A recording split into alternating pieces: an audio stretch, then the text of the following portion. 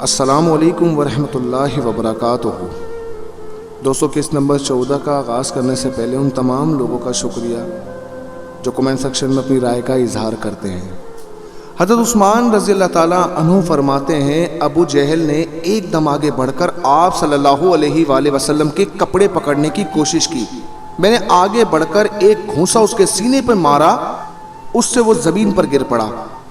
دوسری طرف سے حضرت ابوبکر صدیق رضی اللہ تعالیٰ عنہ نے امیہ بن خلف کو دھکیلا۔ تیسری طرف خود نبی کریم صلی اللہ علیہ وآلہ وسلم نے عتبہ بن ابی معیط کو دھکیلا۔ آخر یہ لوگ آپ کے پاس سے ہٹ گئے۔ اس وقت آپ نے ارشاد فرمایا، اللہ کی قسم تم لوگ اس وقت تک نہیں مرو گے جب تک اللہ کی طرف سے اس کی سزا نہیں بھگت لو گے۔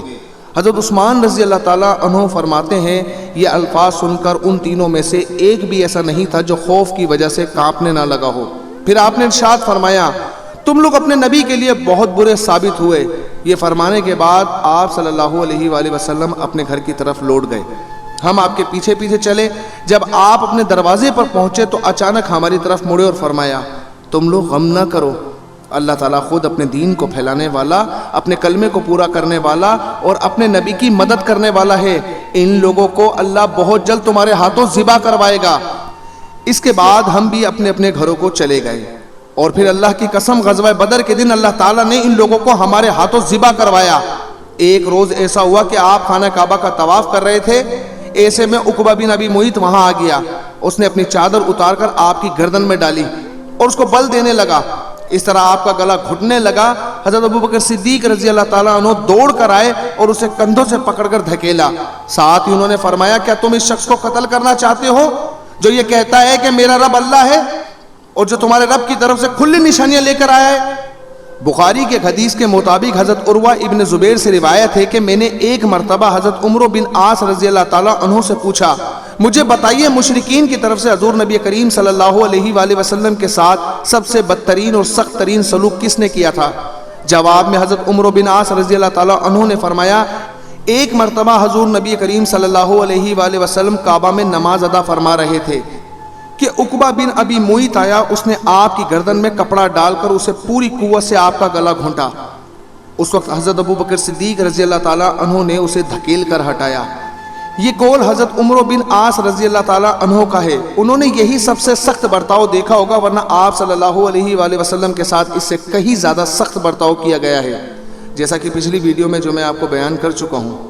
پھر جب مسلمانوں کی تعداد 38 ہو گئی تو حضرت ابوبکر صدیق رضی اللہ تعالیٰ عنہ نے آپ سے عرض کیا، اے اللہ کے رسول، مسجد الحرام میں تشریف لے چلیے تاکہ ہم وہاں نماز ادا کر سکیں۔ اس پر آپ صلی اللہ علیہ وآلہ وسلم نے ارشاد فرمایا، ابوبکر ابھی ہماری تعداد تھوڑی ہے۔ ابوبکر صدیق رضی اللہ تعالیٰ عنہ نے پھر اسی خواہش کا اظہار کیا۔ آخر حضور نبی کریم صلی اللہ علیہ وآلہ وسلم اپنے تمام صحابہ کے ساتھ مسجد الحرام میں پہنچ گئے۔ حضرت ابوبکر صدیق رضی اللہ تعالیٰ عنہ نے کھڑے ہو کر خطبہ دیا، لوگوں کو کلمہ پڑھ لینے کی دعوت دی۔ اس طرح حضرت ابوبکر صدیق رضی اللہ تعالیٰ عنہ سب سے پہلے شخص ہیں جنہوں نے مجمع میں کھڑے ہو کر اس طرح تبلیغ فرمائی۔ اس خطبے کے جواب میں مشرکین مکہ حضرت ابوبکر صدیق رضی اللہ تعالیٰ عنہ اور دوسرے مسلمانوں پر ٹوٹ پڑے اور انہیں مارنے لگے۔ حضرت ابوبکر صدیق رضی اللہ تعالیٰ عنہ کو تو انہوں نے سب سے زیادہ مارا پیٹا، مار پیٹ کی انتہا کر دی۔ عقبہ نے تو انہیں اپنے جوتوں سے مارا تھا، اس میں دوہرا تالا لگا ہوا تھا۔ اس نے حضرت ابوبکر صدیق رضی اللہ تعالیٰ عنہ کے چہرے پر ان جوتوں سے اتنی ضربیں لگائیں کہ چہرہ لہو لہان ہو گیا۔ ایسے میں حضرت ابوبکر صدیق رضی اللہ تعالیٰ عنہ کے قبیلے بنو تمیم کے لوگ وہاں پہنچ گئے۔ انہیں دیکھتے ہی مشرکین نے حضرت ابوبکر صدیق رضی اللہ تعالیٰ عنہ کو چھوڑ دیا۔ ان لوگوں نے حضرت ابوبکر صدیق رضی اللہ تعالیٰ عنہ کو ایک کپڑے پر لٹایا اور بے ہوشی کی حالت میں گھر لے آئے۔ ان سب کو یقین ہو چکا تھا کہ ابوبکر صدیق رضی اللہ تعالیٰ عنہ آج زندہ نہیں بچیں گے۔ اس کے بعد بنو تمیم کے لوگ واپس حرم آئے۔ انہوں نے کہا، اللہ کی قسم اگر ابو بکر مر گئے تو ہم عقبہ کو قتل کر دیں گے۔ یہ لوگ پھر حضرت ابوبکر صدیق رضی اللہ تعالیٰ عنہ کے پاس آئے۔ انہوں نے اور حضرت ابوبکر صدیق رضی اللہ تعالیٰ عنہ کے والد نے ان سے بار بار بات کرنے کی کوشش کی، لیکن آپ بالکل بے ہوش تھے۔ آخر شام کے وقت کہیں جا کر آپ کو ہوش آیا اور بولنے کے قابل ہوئے۔ انہوں نے سب سے پہلے یہ پوچھا، حضرت صلی اللہ علیہ وآلہ وسلم کا کیا حال ہے؟ گھر میں موجود افراد نے ان کی اس بات کا کوئی جواب نہ دیا۔ ادھر حضرت ابوبکر صدیق رضی اللہ تعالیٰ عنہ بار بار اپنا سوال دہرا رہے تھے۔ آخر ان کی والدہ نے کہا، اللہ کی قسم ہمیں تمہارے دوست کے بارے میں کچھ معلوم نہیں۔ یہ سن کر حضرت ابو بکر صدیق رضی اللہ تعالیٰ عنہ نے فرمایا اچھا تو پھر ام جمیل بنت خطاب کے پاس جائیں، ان سے حضرت صلی اللہ علیہ وآلہ وسلم کا حال دریافت کر کے مجھے بتائیں۔ ام جمیل حضرت عمر کی بہن تھی، اسلام قبول کر چکی تھی لیکن ابھی تک اپنے اسلام کو چھپائے ہوئے تھیں۔ حضرت ابو بکر صدیق رضی اللہ تعالیٰ عنہ کی والدہ ان کے پاس پہنچی، انہوں نے ام جمیل سے کہا ابو بکر محمد بن عبداللہ کی خیریت پوچھتے ہیں۔ ام جمیل چونکہ اپنے بھائی حضرت عمر سے ڈرتی تھی، وہ ابھی تک ایمان نہیں لائے تھے، اس لیے انہوں نے کہا میں نہیں جانتی۔ ساتھ ہی وہ بولی کیا آپ مجھے اپنے ساتھ لے جانا چاہتی ہیں؟ حضرت ابو بکر صدیق رضی اللہ تعالیٰ عنہ کی والدہ نے فوراً کہا ہاں۔ اب یہ دونوں وہاں سے حضرت ابو بکر صدیق رضی اللہ تعالیٰ عنہ کے پاس آئیں۔ ام جمیل نے ابو بکر صدیق رضی اللہ تعالیٰ عنہ کو زخموں سے چور دیکھا تو چیخ پڑی، جن لوگوں نے تمہارے ساتھ یہ سلوک کیا ہے وہ یقیناً فاسق اور بدترین لوگ ہیں، مجھے یقین ہے اللہ تعالیٰ ان سے آپ کا بدلہ لے گا۔ حضرت ابو بکر صدیق رضی اللہ تعالیٰ عنہ نے کہا رسول اللہ صلی اللہ علیہ وآلہ وسلم کا کیا حال ہے؟ ام جمیل ایسے لوگوں کے سامنے بات کرتے ہوئے ڈرتی تھی جو ابھی ایمان نہیں لائے تھے، چنانچہ بولی یہاں آپ کی والدہ موجود ہیں۔ حضرت ابو بکر صدیق رضی اللہ تعالیٰ عنہ فوراً بولے ان کی طرف سے بے فکر رہیں، یہ آپ کا راز ظاہر نہیں کریں گی۔ اب ام جمیل نے کہا رسول اللہ صلی اللہ علیہ وآلہ وسلم خیریت سے ہیں۔ ابو بکر صدیق رضی اللہ تعالیٰ عنہ نے پوچھا حضور نبی کریم صلی اللہ علیہ وآلہ وسلم اس وقت کہاں ہیں؟ ام جمیل نے فرمایا دار ارقم میں ہیں۔ یہ سن کر حضرت ابو بکر صدیق رضی اللہ تعالیٰ عنہ بولے اللہ کی قسم میں اس وقت تک کچھ نہ کھاؤں گا نہ پیوں گا جب تک کہ رسول اللہ صلی اللہ علیہ وآلہ وسلم سے مل نہ لوں۔ ان دونوں نے کچھ دیر انتظار کیا تاکہ باہر سکون ہو جائے، آخر یہ دونوں انہیں سہارا دے کر لے چلیں اور دار ارقم پہنچ گئیں۔ جو ہی نبی کریم صلی اللہ علیہ وآلہ وسلم نے حضرت ابو بکر صدیق رضی اللہ تعالیٰ عنہ کی یہ حالت دیکھی تو آپ کو بے حد صدمہ ہوا۔ آپ نے آگے بڑھ کر ابو بکر صدیق رضی اللہ تعالیٰ عنہ کو گلے سے لگا لیا، انہیں بوسہ دیا، باقی مسلمانوں نے بھی انہیں گلے سے لگایا اور بوسہ دیا۔ پھر حضرت ابو بکر صدیق رضی اللہ تعالیٰ عنہ نے آپ صلی اللہ علیہ وآلہ وسلم سے عرض کیا آپ پر میرے ماں باپ قربان ہوں، اے اللہ کے رسول مجھے کچھ نہیں ہوا سوائے اس کے کہ میرے چہرے پر چوٹیں آئی ہیں، یہ میری والدہ میرے ساتھ آئی ہیں، ممکن ہے اللہ تعالیٰ آپ کے طفیل انہیں جہنم کی آگ سے بچا لے۔ نبی کریم صلی اللہ علیہ وآلہ وسلم نے ان کی والدہ کے لیے دعا فرمائی، پھر انہیں اسلام کی دعوت دی، وہ اسی وقت ایمان لے آئیں، جس سے حضرت ابو بکر صدیق رضی اللہ تعالیٰ عنہ اور تمام صحابہ کو بے حد خوشی ہوئی۔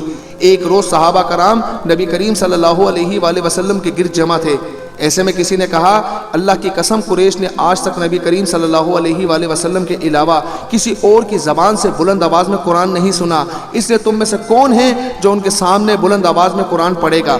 یہ سن کر حضرت عبداللہ بن مسعود رضی اللہ تعالیٰ عنہ بول اٹھے میں ان کے سامنے بلند آواز سے قرآن پڑھوں گا۔ حضرت عبداللہ بن مسعود رضی اللہ تعالیٰ عنہ کی بات سن کر صحابہ نے کہا ہمیں قریش کی طرف سے آپ کے بارے میں خطرہ ہے، ہم تو ایسا آدمی چاہتے ہیں جس کا خاندان قریش سے اس کی حفاظت کرتا رہے۔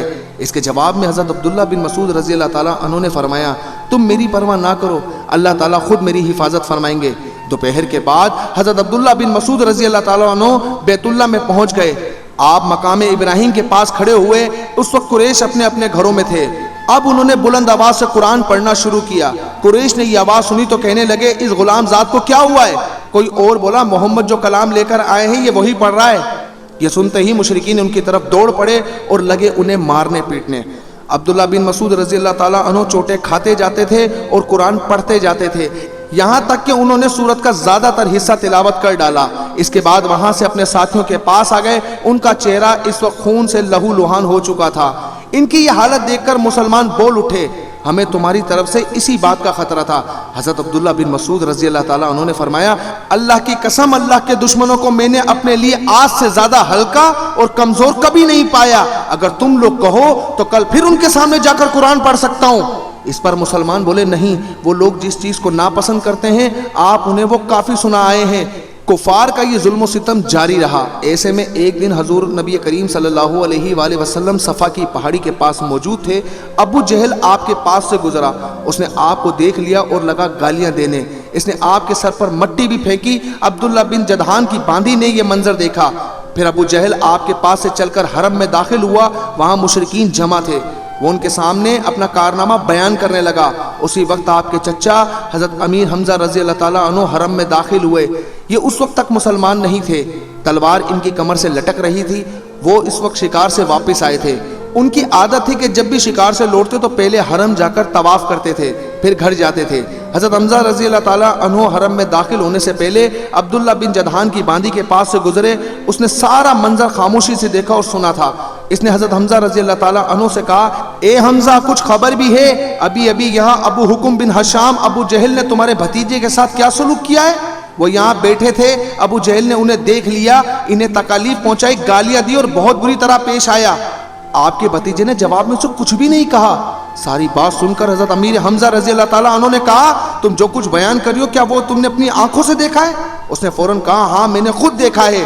یہ سنتے ہی حضرت امیر حمزہ رضی اللہ تعالیٰ عنہ جوش میں آ گئے، چہرہ غصے سے تمتما اٹھا، فوراً حرم میں داخل ہوئے۔ وہاں ابو جہل موجود تھا، وہ قریشیوں کے درمیان میں بیٹھا تھا۔ یہ سیدھے اس تک جا پہنچے، ہاتھ میں کمان تھی، بس وہی کھینچ کر اس کے سر پر دے ماری۔ ابو جہل کا سر پھٹ گیا۔ حضرت امیر حمزہ رضی اللہ تعالیٰ عنہ نے اس سے کہا، تو محمد کو گالیاں دیتا ہے؟ سن لے، میں بھی اس کا دین اختیار کرتا ہوں، جو کچھ وہ کہتا ہے وہی میں بھی کہتا ہوں، اب اگر تجھ میں ہمت ہے تو مجھے جواب دے۔ ابو جہل ان کی منت سماجت کرتے ہوئے بولا، وہ ہمیں بے عقل بتاتا ہے، ہمارے معبودوں کو برا کہتا ہے، ہمارے باپ دادا کے راستے کے خلاف چلتا ہے۔ یہ سن کر حضرت امیر حمزہ بولے، اور خود تم سے زیادہ بے عقل اور بے وقوف کون ہوگا جو اللہ کو چھوڑ کر پتھر کے ٹکڑوں کو پوجتے ہو؟ میں گواہی دیتا ہوں کہ اللہ کے سوا کوئی معبود نہیں، اور میں گواہی دیتا ہوں کہ محمد اللہ کے رسول ہیں۔ ان کے یہ الفاظ سن کر ابو جہل کے خاندان کے کچھ لوگ یکدم حضرت امیر حمزہ رضی اللہ تعالیٰ عنہ کی طرف بڑھے اور انہوں نے کہا، اب تمہارے بارے میں بھی ہمیں یقین ہو گیا ہے کہ تم بھی بے دین ہو گئے ہو۔ جواب میں حضرت امیر حمزہ نے فرمایا، آؤ، کون ہے مجھے اس سے روکنے والا؟ مجھ پر حقیقت روشن ہو گئی ہے، میں گواہی دیتا ہوں کہ وہ اللہ کے رسول ہیں، جو کچھ وہ کہتے ہیں وہ حق اور سچائی ہے۔ اللہ کی قسم میں انہیں نہیں چھوڑوں گا، اگر تم سچے ہو تو مجھے روک کر دکھاؤ۔ یہ سن کر ابو جہل نے اپنے لوگوں سے کہا، ابو عمارہ یعنی حضرت امیر حمزہ رضی اللہ تعالیٰ عنہ کو چھوڑ دو، میں نے واقعی ان کے بھتیجے کے ساتھ ابھی کچھ برا سلوک کیا تھا۔ وہ لوگ ہٹ گئے۔ حضرت امیر حمزہ رضی اللہ تعالیٰ عنہ گھر پہنچے۔ گھر آ کر انہوں نے الجھن محسوس کی کہ یہ میں قریش کے سامنے کیا کہہ آیا ہوں؟ میں تو قریش کا سردار ہوں، لیکن پھر ان کا ضمیر انہیں ملامت کرنے لگا۔ آخر شدید الجھن کے عالم میں انہوں نے دعا کی، اے اللہ، اگر یہ سچا راستہ ہے تو میرے دل میں یہ بات ڈال دے، اور اگر ایسا نہیں ہے تو پھر مجھے اس مشکل سے نکال دے جس میں گھر گیا ہوں۔ وہ رات انہوں نے اسی الجھن میں گزاری۔ آخر صبح ہوئی تو نبی کریم صلی اللہ علیہ وآلہ وسلم کے پاس پہنچے۔ آپ سے عرض کیا، بھتیجے میں ایسے معاملے میں الجھ گیا ہوں کہ مجھے اس سے نکلنے کا کوئی راستہ سجائی نہیں دیتا، اور ایک ایسی صورتحال میں رہنا جس کے بارے میں نہیں جانتا یہ سچائی ہے یا نہیں، بہت سخت معاملہ ہے۔ اس پر حضرت صلی اللہ علیہ وآلہ وسلم حضرت امیر حمزہ رضی اللہ تعالیٰ عنہ کی طرف متوجہ ہوئے۔ آپ نے انہیں اللہ کے عذاب سے ڈرایا، ثواب کی خوشخبری سنائی۔ آپ کی نصیحت کا یہ اثر ہوا کہ اللہ تعالیٰ نے انہیں ایمان کا نور عطا فرما دیا۔ وہ بول اٹھے، اے بھتیجے، میں گواہی دیتا ہوں کہ تم اللہ کے رسول ہو، بس اب تم اپنے دین کو کھل کر پیش کرو۔ حضرت ابن عباس رضی اللہ تعالیٰ عنہ فرماتے ہیں، اس واقعے پر قرآن پاک کی یہ آیت نازل ہوئی، ایسا شخص جو پہلے مردہ تھا، پھر ہم نے اسے زندہ کر دیا، اور ہم نے اسے ایک ایسا نور دے دیا کہ وہ اسے لیے ہوئے چلتا پھرتا ہے۔ سورہ انعام۔ حضرت حمزہ رضی اللہ تعالیٰ عنہ کے ایمان لانے پر نبی کریم صلی اللہ علیہ وآلہ وسلم کو بہت زیادہ خوشی ہوئی۔ اس کی ایک وجہ تو یہ تھی کہ حضرت امیر حمزہ رضی اللہ تعالیٰ عنہ آپ کے سگے چچا تھے، دوسری وجہ یہ تھی کہ وہ قریش میں سب سے زیادہ معزز فرد تھے، اس کے ساتھ ہی وہ قریش کے سب سے زیادہ بہادر، طاقتور اور خوددار انسان تھے۔ اور اسی بنیاد پر جب قریش نے دیکھا کہ اب رسول اللہ صلی اللہ علیہ وآلہ وسلم کو مزید قوت حاصل ہو گئی ہے، تو انہوں نے آپ کو تکالیف پہنچانے کا سلسلہ بند کر دیا، لیکن اپنے تمام ظلم و ستم اب وہ کمزور مسلمانوں پر ڈھانے لگے۔ کسی قبیلے کا بھی کوئی شخص مسلمان ہو جاتا، وہ اس کے پیچھے ہاتھ دھو کر پڑ جاتے، ایسے لوگوں کو قید کر دیتے، بھوکا پیاسا رکھتے، تپتی ریت پر لٹاتے، یہاں تک کہ اس کا یہ حال ہو جاتا کہ سیدھے بیٹھنے کے قابل بھی نہ رہتا۔ اس ظلم اور زیادتی پر سب سے زیادہ ابو جہل لوگوں کو اکساتا تھا۔ ایسے ہی لوگوں میں سے ایک حضرت بلال حبشی رضی اللہ تعالیٰ عنہ بھی تھے۔ آپ کا پورا نام بلال بن رباح تھا۔ یہ امیہ بن خلف کے غلام تھے۔ حضرت بلال مکہ میں پیدا ہوئے تھے، پہلے عبداللہ بن جدعان تیمی کے غلام تھے۔ عبداللہ بن جدعان کے 100 غلام تھے، یہ ان میں سے ایک تھے۔ جب اسلام کا آغاز ہوا، اس کا نور پھیلا، تو عبداللہ بن جدعان نے اپنے 99 غلاموں کو اس خوف سے مکہ سے باہر بھجوا دیا کہ کہیں وہ مسلمان نہ ہو جائے۔ بس اس نے حضرت بلال بن رباح کو اپنے پاس رکھ لیا۔ یہ اس کی بکریاں چرایا کرتے تھے۔ اسلام کی روشنی حضرت بلال تک بھی پہنچی، یہ ایمان لے آئے، مگر انہوں نے اپنے اسلام کو چھپائے رکھا۔ ایک روز انہوں نے کعبہ کے چاروں طرف بتوں پر گندگی ڈال دی، ساتھ ہی وہ ان پر تھوکتے جاتے اور کہتے جاتے جس نے تمہاری عبادت کی وہ تباہ ہو گیا۔ یہ بات قریش کو معلوم ہو گئی، وہ فوراً عبداللہ بن جدعان کے پاس آئے اور اس سے بولے تم بے دین ہو گئے ہو۔ اس نے حیران ہو کر کہا کیا میرے بارے میں بھی یہ بات کہی جا سکتی ہے؟ اس پر وہ بولے تمہارے غلام بلال نے آج ایسا ایسا کیا ہے۔ کیا؟ وہ حیرت زدہ رہ گیا۔